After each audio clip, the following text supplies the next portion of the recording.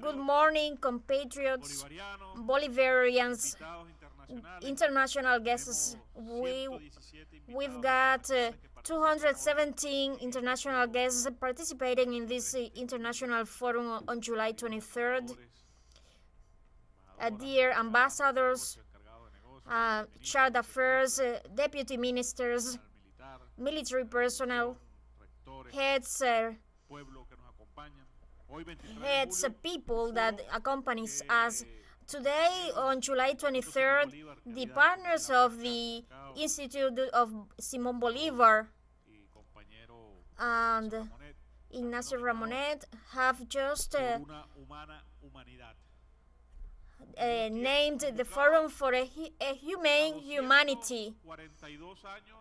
So summoned to celebrate the 242 years birth anniversary of Simon Bolivar, that he just sum up the whole revolutionary thought of the time, as Ignacio Ramonet said, that even today this is a revolutionary, advanced, new anti-colonial, anti-imperialist thought, and that it serves us to endorse our doctrines, our struggles, our actions in this Bolivarian revolution, and it is still a thought that we must develop and build up, because Bolivar is just advanced to our times, because the thought of Bolivar is very great. And so 242 years ago, we imagine by that time a few blocks from here, we imagine Madame Maria Concepcion Palacios.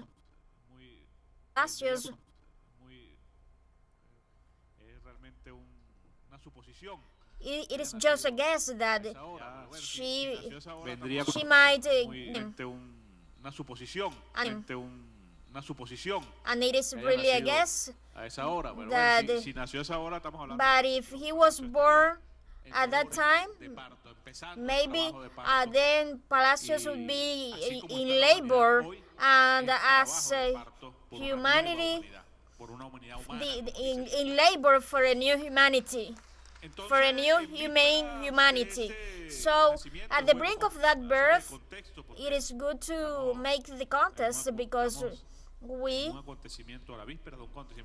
are at the edge of a historical deed that changed humanity, because Bolivar was able to change humanity, to twist the curse, the perverse, the evil path of imposition, of dominance, of the imperialism, to defeat the most powerful empire in that time, summoning the people, summoning all feelings, not only of those Venezuelans, but also from the U.S. And he was, but also from the Latin America, sir. And so he was able to comprehend and express and convince a whole generation. We have to imagine the leadership of Bolivar, to have the dimension of today, of how to call on a whole people, a whole Venezuelan people, to go out from their borders, to liberate other countries and territories, and not as we have seen in history, without any will of conquest. These men and women arrive to Potosí and they conquered under the classical military the whole territory. But they didn't stay, they just came back to their lands from the plains, from the state Apure and Barico. They were heroes of battles, military heroes summoned by Bolivar. And the only inspiration they had was a motto, the construction of the new, to destroy the colonial apparatus that prevailed and imposed, and so they wanted pure freedom. And so we reiterate this every day, but I think we don't give the just dimension, because we have to see that it was a great deed to go to Potosi and then come back to your farm, to your land, to continue living at peace and letting each region to develop by itself. And so it is a greatness incredible. And this was only possible thanks to a leadership that could transmit Bolivar, that could communicate, that could convince someone, could collect in a single man all this freedom force and peace force, because Bolivar was a lover of peace. The peace not as the absence of conflicts, as it is defined,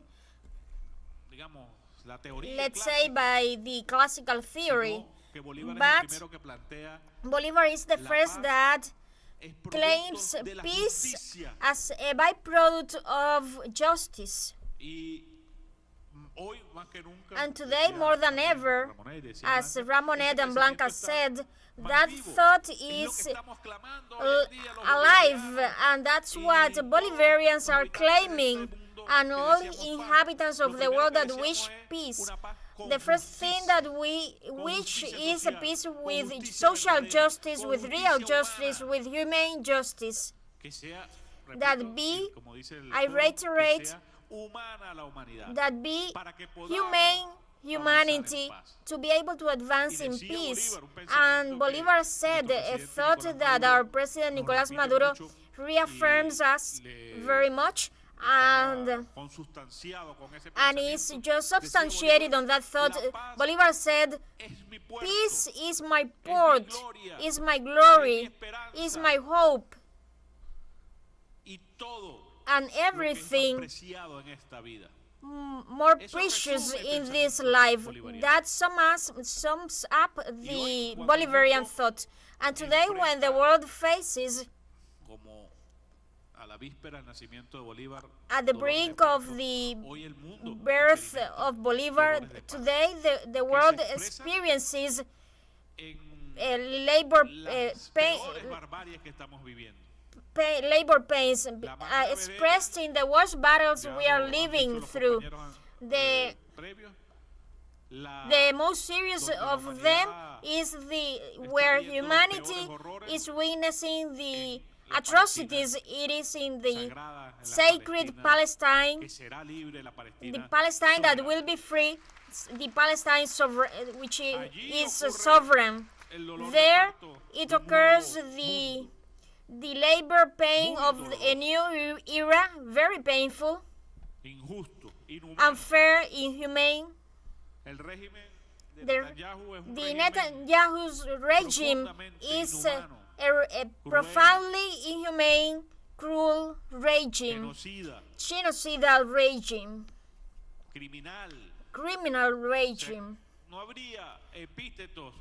There wouldn't be any euphemism, any negative euphemism to describe this regime, but this is part precisely of the birth of a new era, because millennial Palestine denies to die, denies to disappear, and it won't disappear, because in thousands of years they have resisted these and worst onslaughts, but they will come out of this, and as Maria Concepcion gave labor to Bolivar, we are sure that humanity will labor a new humanity, will give birth to a new humanity. And so those labor pains are expressed in the inhumanity of those that see migrants as enemies, to expose and violate their rights, as well as in the decades of the 50s, the 60s, McCarthyism inspired a reaction and opposition to that anti-communist feeling, or just encouraged that anti-communist feeling and pointed as enemy the ghost of communism, and highlighted the Soviet Union. Well, we all know that. Today that has changed, and they are just pointing at, on one side, the Islamist world. In Europe we see the anti-Islamist feelings, and in turn anti-immigrant feelings, because they need an enemy. And so we have been going through sanctions and through the intentions of they want to appropriate from our natural resources, and in addition to the persecution of our migrants that even have been deported to a concentration camp, a torture camp, and thanks to President Nicolás Maduro Moros, they were rescued safe and sound a few days ago. So before, in front of this of an international apparatus created to protect human rights that are not efficient, that is not efficient in that, and President Maduro has been very critical about it, because it is not about Venezuela. It is about the protection of the whole humanity, the protection of human rights of the whole humanity, and Venezuela is at the lead, and we have to concur to Bolivar, because in Bolivar we find a thought, an action, a doctrine for the whole situation. And so we have to read Bolivar in terms of social rights, human rights in this new world, and in his master interventions. There are several historians that would would talk about it today. We will be debating on this forum. His master addresses in the Angostura Congress, Bolivar developed a whole theory about the protection of the rights of citizens. And once again, we have to read that, we have to study that. And Bolivar was crystal clear about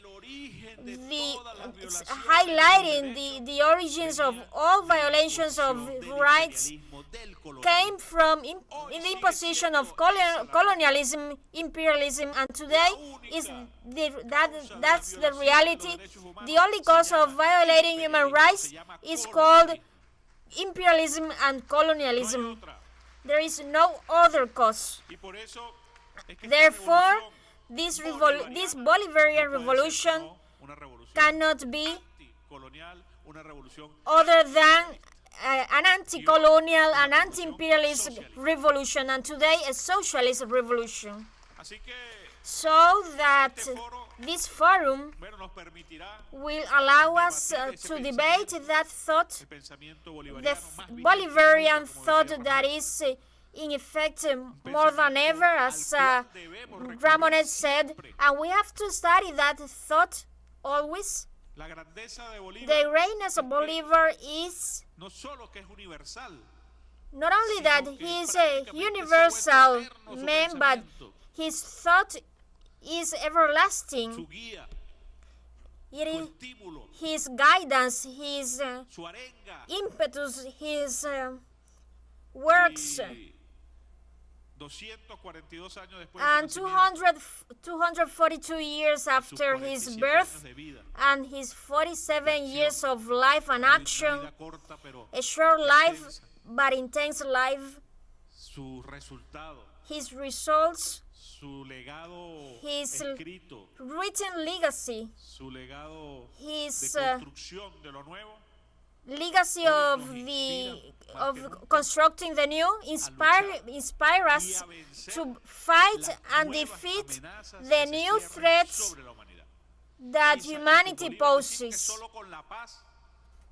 And with Bolivar we say that only with peace we will triumph, and so to reach peace we have to conquer justice, and to conquer justice we will just reach it as united as we are today, as over 50 countries are here in this forum, and as has been ordered by Commander Chavez and President Nicolas Maduro to defeat the next, to win in the next battles, and we are certain that our victory will be peace. We are convinced that our victory will be freedom, and there won't be any empire today or tomorrow that could bend the will of the peoples, and that's the teaching of Libertator Bolivar. Welcome to you all, historians, intellectuals, artists, politicians, deputies, diplomats that are here in this forum. We hope that the debates be fruitful and that we could reach this new anniversary of the birth of Simon Bolivar and prepare for that new anniversary of the birth of Commander Hugo Chavez, besides the celebration of the epic victory of the Bolivarian people in the best way, with unity. Thank you. Welcome to you all.